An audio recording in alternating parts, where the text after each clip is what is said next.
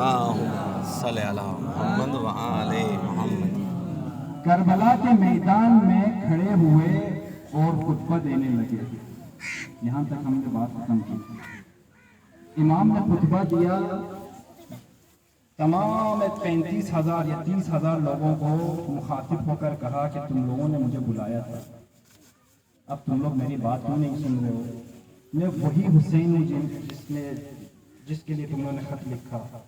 12,000 خطوط آئے، جب کوئی جواب نہ آیا تو امام نے ایک ایک کر کے نام بھی لیا، 4 بعض جگہوں پہ 5 لوگوں کا نام لیا، ایک قیس، ایک حجار، ایک یزید بن حارث، فلان فلان۔ تم لوگوں نے مجھے خط لکھا تھا، تم لوگوں نے ہی بلایا تھا، اب ان سے رہا نہیں گیا، اب نام آیا نا۔ پہلے تو سب کے ساتھ عوام الناس سے مخاطب تھے، اب امام نے جب نام لیا، قیس ابن اشعث نے کھڑے ہو کر کہا حسین ہمیں سمجھ نہیں آ رہا تو کہہ کیا رہا۔ پھر امام نے کیا جواب دیا؟ میری بات اس لیے تم لوگوں کو سمجھ نہیں آ رہی کیونکہ تم لوگوں کے پیٹ کے اندر حرام لقمہ جاتا رہا۔ امام علیہ السلام یہاں پر یہ اشارہ کرنا چاہ رہے ہیں کہ تم لوگوں کی روح مر گئی ہے۔ 2 جلسوں میں ہم نے یہی کہا تھا کہ انسان ہمیشہ دو بعدی ہے، ایک سامنے کا جو ڈھانچہ ہے اور ایک اس کے اندر جو روح ہے۔ اگر خدا نخواستہ یہی حضرت انسان کا کسی کا ایکسیڈنٹ ہو جاتا ہے، فوری طور پر ایمبولینس میں ڈال کر کہاں لے جایا جاتا ہے؟ ہاسپٹل میں۔ اگر تشویشناک حالت میں ہو، فوری طور پر ڈاکٹر سر پہ آ کر کیا کرتا ہے؟ سب سے پہلی بات ڈاکٹر آ کے نفس کو چیک کرتا ہے، یہاں ہاتھ رکھتا ہے، یہاں ہاتھ رکھتا ہے، مر چکا، غسل و کفن کی تیاری کیجیے، کچھ نہیں کر سکتا، چلا جاتا ہے، دوبارہ ایمبولینس میں ڈالے، غسل خانے میں لے جائیں، یہی ہے نا۔ لیکن اگر یہی حضرت انسان جس ایکسیڈنٹ کی وجہ سے ہاسپٹل پہنچایا جائے، ڈاکٹر فوراً چیک کرتے کہتا ہے کہ نفس مار رہا ہے، زندہ ہے، فوری طور پر آئی سی یو کی طرف لے جایا جائے، آکسیجن لگایا جائے۔ کیوں ڈاکٹر صاحب؟ کیوں ایسے ایمرجنسی کے ساتھ؟ کیوں؟ کیونکہ ابھی اس کا نفس زندہ ہے۔ اسی طرح ہو بہو انسان کے روح کے ساتھ ہے۔ اگر آپ اور ہمارے روح مر چکی ہو، امام معصوم کھڑے ہو کر کہہ رہے ہیں تم نے مجھے دعوت دی تھی، وہ کہہ رہا ہے کیا کہہ رہا ہے مجھے سمجھ نہیں آ رہا۔ لیکن اگر روح کے اندر نفس موجود ہو، امام اپنے پاس بلاتے ہیں، روح آؤ، قیم آؤ، ظہیر آؤ۔ روح زندہ ہونے کی صورت میں امام اپنے طرف بلاتے ہیں۔ امام حسین علیہ السلام کے پاس امام کے پاس ایک جوان آتا ہے، کہتا ہے کہ امام فرزند رسول، کوئی ایسا دن نہیں گزرتا جو میں گناہ نہ کروں۔ امام کے پاس آ کر اعتراف کرتا ہے، امام اس کے چہرے کے مطابق دیکھتے ہیں، اس کے چہرے کی طرف دیکھ کر جواب دیتے ہیں۔ یقین مانیے امام نے صرف چہرے کو نہیں، انسان کے دونوں عضووں کو دیکھا۔ ہم اس کے جسم کو دیکھتا ہے امام، ہم اس کے روح کو دیکھتا ہے۔ جب امام کو پتا چلتا ہے کہ اس کے روح میں ابھی بھی نفس باقی ہے، کچھ نہ کچھ سانس اس کے روح کے اندر موجود ہے، اس لیے امام اس سے متکلم ہوتا ہے، ورنہ امام روح پھینک لیتے ہیں، اپنے چہرے مبارک کو پھینک لیتے ہیں۔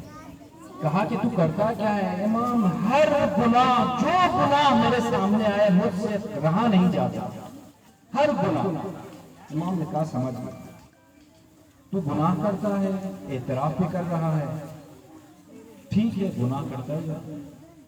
امام حسین علیہ السلام اس جوان سے کہہ رہے ہیں، تو جوان ہے، گناہ پہ کنٹرول نہیں کر سکتا، خود کہہ رہا ہے میں قدرت نہیں رکھتا گناہ سے بچنے کی، ہر گناہ انجام دیتا ہوں۔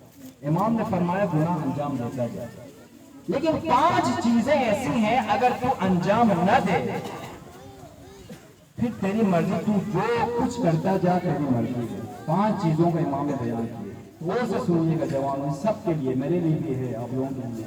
یہ پیغام امام مظلوم ہے جو اس امام کے لیے ہم آئے ہیں، وہی امام ہمیں پیغام دے رہا ہے۔ اصول کافی شیعوں کی مستند ترین کتاب میں آپ پڑھیں، یہ روایت آپ کے سامنے آ جائے گی۔ خود کتاب بھی مستند، امام بھی مستند، روایت بھی مستند۔ امام فرماتے ہیں 5 ایسے کام ہیں تو انجام نہ دے، اس کے بعد تیری مرضی، تو جو کچھ کرنا چاہے تیری مرضی تو کرتا جا۔ اچھا، خوش ہوا، کہا کہ امام بتائیے کیا کون کون سے ایسے کام ہیں؟ امام نے فرمایا سب سے پہلے یہ کر تو اللہ کے رزق و روزی کھانا چھوڑ دو۔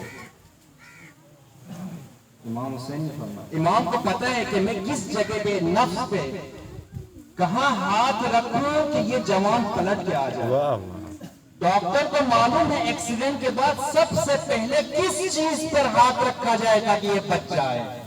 امام کو بھی معلوم ہے کہ نفس روح کو کہاں میں ہاتھ رکھوں کہ یہ جوان واپس پلٹ کے آ جائے۔ امام نے فرمایا رزق روزی، اللہ کی رزق روزی کھانا چھوڑ دے، پھر تیری مرضی جو کچھ تو کرنا چاہے تو مرضی تو کرتا جا۔ جوان سوچنے لگا امام کیسے ہو سکتا ہے، تو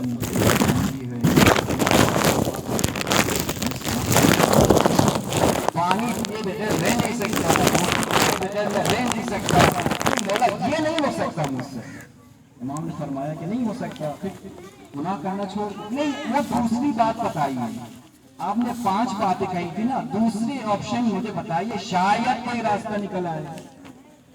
امام نے فرمایا سن اے جوان، اگر تو اللہ کے رزق و روزی کو نہیں چھوڑ سکتا تو ایک اور کام کر، اللہ کی سرزمین سے نکل جا، اللہ کی حکومت سے نکل جا، نکل جا اللہ کی زمین سے، جو تیری مرضی اس سرزمین میں جا، جو کچھ کرنا چاہے تیرے اختیار میں حسین اجازت دیتا ہوں۔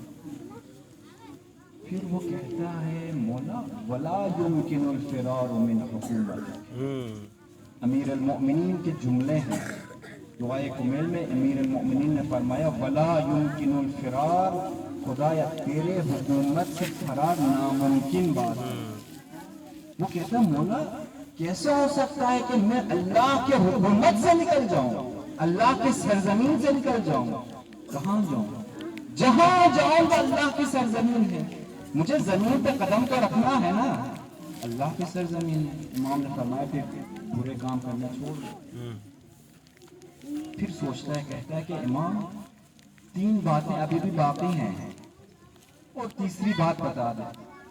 کہا کہ جوان تو ایسا کر، اللہ کے سرزمین سے اگر نہیں نکل سکتا تو اللہ سب میں کے صلوات پڑھے محمد اللہم صلی علی محمد تھوڑا آلیم۔